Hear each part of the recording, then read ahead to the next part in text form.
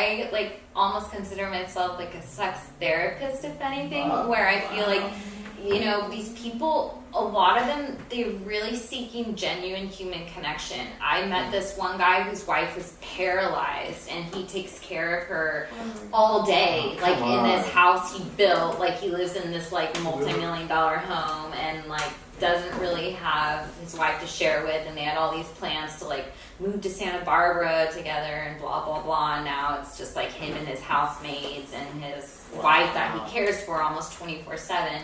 He's a day trader, works from home, and he literally just wanted intimacy. He wanted to connect to somebody, to have conversation, and then some sex. That guy is usually married, and for whatever reason, his needs aren't getting met sexually. His wife, most of the time, his wife isn't interested in sex, like going through menopause or blah blah blah. Or but there's a missionary or something. But they're still like close, and he'll be like, "She's my best friend. Like I love my wife. I don't want to divorce my wife.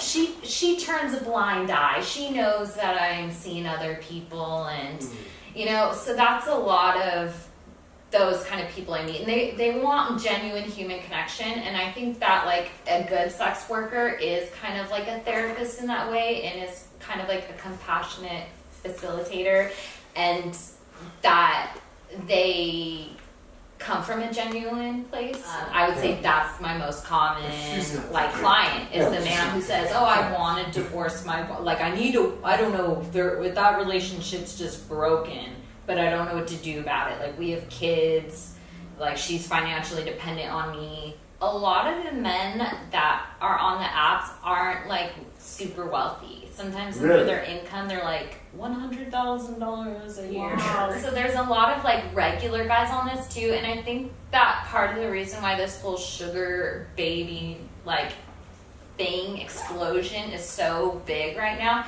is not only is there such like a need for sex work, which there's always been a need for sex work, but that so many young people can't afford like living costs and also student loans. I would say most of the young women on these sites are college age or just out of college trying to pay student loans. Like a lot of them are super educated, well-educated women.